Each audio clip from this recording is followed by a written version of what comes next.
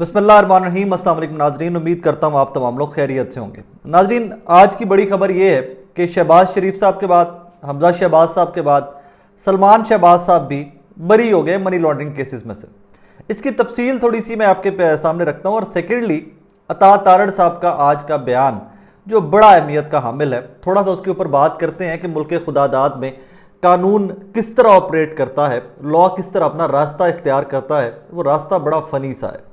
हमारे भाई हैं वकास अवान साहब, बहुत अच्छे रिपोर्टर हैं कोर्ट के। शाकिर वकास के बहुत कमाल के लोग हैं जो कोर्ट रिपोर्टिंग कर रहे हैं आजकल हमारे लाहौर हाई कोर्ट से और बाकी कोर्ट से। वकास अवान साहब लिखते हैं कि शरीफ ख़ानदान के लोग करप्शन के जितने भी मुकदमात से बरी हुए, उनमें से किसी केस में ट्रायल हुआ ही नहीं, बल्कि दौरान ट्रायल ही बरीयत की दरखास्तें आईं और प्रोसिक्यूशन ने खुद मुकम्मल सहूलतकारी की, जिस पर अदालत के पास बरीयत के अलावा कोई ऑप्शन नहीं था। ना ही इदारों ने बरीयत को कहीं चैलेंज किया। अब इसको समझने की ज़रूरत है। मैंने भी ये वकास साहब को फ़ोन किया, मैंने उनसे समझा। मैंने कहा क्या हुआ, ये मुझे समझाइए, आम आसान ज़ुबान में समझाइए। तो मुझे वकास साहब ने समझाया। उन्होंने कहा जी देखें, इन केसेस के अंदर 100 से ज़्यादा गवाहान थे, मनी लॉन्ड्रिंग वाले केसेस में थे, शरीफ फैमिली के ख़िलाफ़, शहबाज शरीफ फैमिली के ख़िलाफ़। उनका जब ट्रायल हो रहा था तो ट्रायल के अंदर इन तमाम गवाहान को पेश किया जाना था, फिर सुना जाना था अदालतों के अंदर, फिर बाकी सबूत जो थे वो सारे रखे जाने थे, उसके बाद फैसला आना था। डॉक्टर रिजवान मरहूम, अल्लाह पाक उनको गरीक रहमत करे, मकसूद चपड़ासी, अल्लाह उनको भी गरीक रहमत करे। अब जो डॉक्टर रिजवान वाली JIT थी, उस JIT की ज़िम्नियों के अंदर ही मामलात सारे तफ्तीश के बदल दिए गए। अब होता क्या है इसके अंदर कि अगर ये इमरान खान साहब वाला या कोई भी और दौरे इक़्तिदार होता कि जहाँ पर इन केसेस को बाकायदा परसू किया जाना था, तो जनाब जैसे ही ये बरीयत की दरख्वास्त आती, इसको किसी बड़ी अदालत के अंदर चैलेंज कर दिया जाता कि भाईजान बरीयत नहीं बनती। यहाँ पे ये कानूनी शिक है, कानून इजाज़त देता है कि मैं मिसाल देता हूँ कि आपके ऊपर या मेरे ऊपर कोई चल रही है, कानूनी कार्रवाई हो रही है, कोई इंक्वायरी चल रही है, और हमें लगता है कि जो प्रोसिक्यूशन है उसके पास बिल्कुल कोई शवाहिद नहीं है, झूठा केस है, तो हम उसके ट्रायल के दौरान ही दरख्वास्त दे देते हैं बरीयत की। यही काम इन लोगों ने किया, शहबाज शरीफ साहब ने किया, हमजा शहबाज साहब ने किया, और अब सबसे सलमान शहबाज साहब ने किया। कहानी क्या है कि जनाब जब हुकूमत आपकी, सेटअप आपका, प्रोसिक्यूशन आपकी अपनी, जब आपने पूरा नेटवर्क अपना बना लिया है, तो उसके बाद आप किसी भी टाइम पे बरीयत की दरखास्त अप्लाई कर दें, अदालतों ने तो बेचारियों ने उनके ऊपर फैसला करना है कि जो उनके सामने आप रखेंगे, जो प्रोसिक्यूशन उनके सामने लेके जाएगी। प्रोसिक्यूशन आपका अपना है, प्रोसिक्यूशन ने ना ये फैसले चैलेंज करने हैं, ना प्रोसिक्यूशन ने कोई इसके अगेंस्ट जाना। उन्होंने कहना जी ठीक है। यहाँ पर तो उल्टा वकास अवान साहब ने जो लिखा हुआ है, उन्होंने लिखा हुआ है कि जनाब मुकम्मल सहूलतकारी की गई है प्रोसिक्यूशन की जानिब से। अदालतों में खुद कह दिया गया है कि जिन्होंने ये साबित करना था कि मनी लॉन्ड्रिंग की है, चोरी की है, वहां पर वो लोग कह रहे हैं कि जी जी हमसे ही गलती हुई है, ये बिल्कुल साफ सुथरे लोग हैं, तो लिहाजा इनको रिहाई दे दी जाए, मतलब बरीयत दे दी जाए। अब इसमें एक और जुमला बड़ा इंटरेस्टिंग था वकास साहब ने जो कहा। उन्होंने कहा इसको बाइज्जत बरी होना नहीं कह सकते, इस बरीयत को बाइज्जत बरी होना नहीं कहा जा सकता। अब यहाँ पर थोड़ी देर के लिए रुक जाइएगा। ये कहानी है उन लोगों की जिनके ऊपर अरबों रुपए की मनी लॉन्ड्रिंग के, करप्शन के केसेस थे और वो इस तरह अदालतों से रिलीफ पा रहे हैं। इससे थोड़ा सा आगे चलिए, आज की एक और ख़बर है और इस खबर के ऊपर कुछ एंगल्स हैं, उस पर आपने सोचना है। अता तारड़ साहब वज़ीर आज़म के एडवाइज़र, अक्सर आप टेलीविज़न पे देखते रहते हैं, डिजिटल मीडिया के ऊपर भी काफ़ी एक्टिव हैं। अता तारड़ साहब आज फरमाते हैं कि इमरान खान को अगस्त से पहले ही सज़ा सुना दी जाएगी। अब यहाँ पर सवालिया निशान क्या आता है, क्वेश्चन मार्क क्या आता है? क्वेश्चन मार्क ये आता है कि जनाब अता तारड़ साहब, ना तो आप जज हैं, ना आप प्रोसिक्यूटर हैं, ना आप किसी इस तरह के ओहदे के ऊपर बैठे हुए हैं कि हर चीज़ आपके अप्रूवल से और आपके सामने होती है। हाँ, एक चीज़ ज़रूर है, आपके पास वो इन्फॉर्मेशन ज़रूर होती है जो वज़ीर आज़म हाउस और इन पावर कॉरिडोर्स के अंदर मामलात चल रहे हैं, वो इन्फॉर्मेशन आपके पास ज़रूर है। इससे मैं आपकी इस इन्फॉर्मेशन से जो मैं समझ सका हूँ कि आपको ये भी पता है कि किस केस में सज़ा होनी है, आपको ये भी पता है कि क्या फ़ैसला आना है, आपको ये भी पता है, शायद हर्फ ब हर्फ आपको पता हो कि अदालत ने क्या फ़ैसला सुनाना है। शायद वो फ़ैसला जो लिख कर अदालतों को दिया जाएगा, शायद अल्लाह कभी ना करे, लेकिन लग तो यही रहा है कि जितने कॉन्फिडेंस से आप कह रहे हैं कि इमरान खान को अगस्त से पहले ही सज़ा सुना दी जाएगी, तो जनाब फिर इसका मतलब है कि आपको पता है फ़ैसला भी क्या आना है। हमें वो भी सुना दीजिए, बता दीजिए, पहले ही बता दीजिए। आपकी ट्वीट भी बहुत वायरल होगी, आपकी खबर भी बहुत बड़ी होगी और आप टेलीविज़न के ऊपर भी हेडलाइंस का हिस्सा बनेंगे अगर आप हमें ये बता दें कि सज़ा भी क्या होनी है।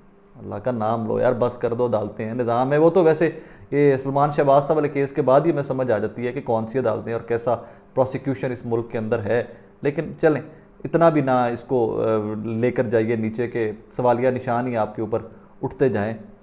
यहाँ पर ना सलमान शहबाज साहब और शहबाज शरीफ उन तमाम केसेस को थोड़ा सा कंपैरिजन कर लीजिए, आप ज़्यादा आसानी से समझ जाएंगे कि जनाब जैसे ही इमरान खान साहब के ऊपर कोई छोटी अदालत से कहीं से रिलीफ मिलता है, उससे बड़े प्लेटफॉर्म, उससे बड़ी अदालत के ऊपर उस रिलीफ के ख़िलाफ़ एप्लीकेशन फ़ाइल कर दी जाती है प्रोसिक्यूशन की जानिब से। और यही पैटर्न जो था, ये पैटर्न यहाँ पे होना चाहिए था सलमान शहबाज साहब वाले केस के अंदर, लेकिन यहाँ पर इंटायरली मामला जो हैं वो मुख्तलिफ रहे हैं। एंड में जी मैं एक थोड़ा सा डिफरेंट कॉन्टेक्स्ट है इन खबरों से, लेकिन मैं उसके ऊपर बात ज़रूर करना चाहूँगा। इमरान खान साहब ने कल परसों फिजिशियंस का एक इवेंट था, डॉक्टर्स का एक इवेंट था डैलस में, अमेरिका में।